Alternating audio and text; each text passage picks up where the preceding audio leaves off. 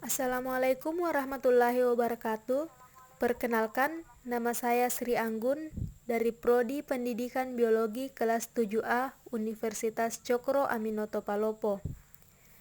Pada pertemuan kali ini, saya akan memaparkan hasil review jurnal yang berjudul Kualitas Pertumbuhan pada Masa Bayi terhadap Pencapaian Perkembangan pada Anak Prasekolah.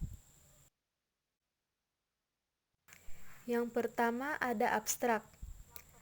Golden Age merupakan masa yang sangat penting untuk memperhatikan tumbuh kembang anak secara cermat, agar sedini mungkin dapat terdeteksi apabila terjadi kelainan.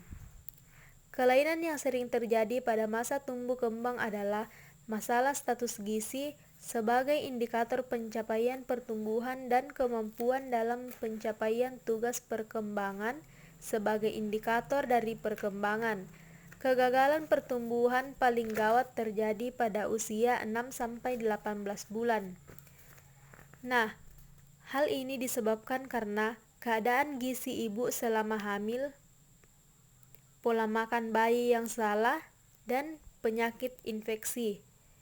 Gangguan pertumbuhan fisik juga meliputi gangguan pertumbuhan di atas normal dan gangguan pertumbuhan di bawah normal. Selanjutnya, pendahuluan. Kualitas seorang anak dapat dinilai dari proses tumbuh kembangnya.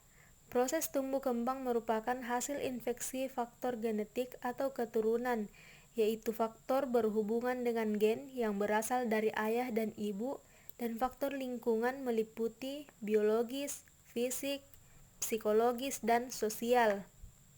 Pertumbuhan dan perkembangan mengalami peningkatan yang pesat pada usia dini, yaitu 0-5 tahun.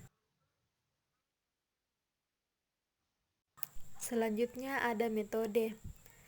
Desain penelitian ini deskriptif eksploratif bertujuan menggali kualitas pertumbuhan terhadap pencapaian perkembangan pada anak prasekolah. Data primer yang dikumpulkan untuk mengetahui berat badan dan tinggi badan berdasarkan hasil pemeriksaan dan teknik wawancara untuk mengetahui usia anak dan berat badan lahir anak, dan sedangkan teknik observasi untuk mengetahui jenis kelamin responden. Analisis data digunakan untuk memperoleh proporsi dari variabel yang diteliti.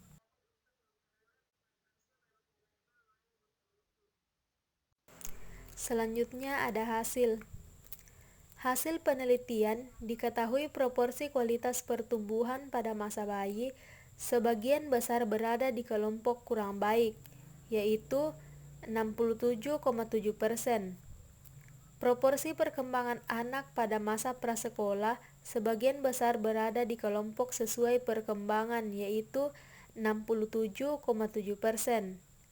Dan proporsi responden dengan kualitas pertumbuhan baik dengan pencapaian perkembangan yang sesuai sebesar 90%.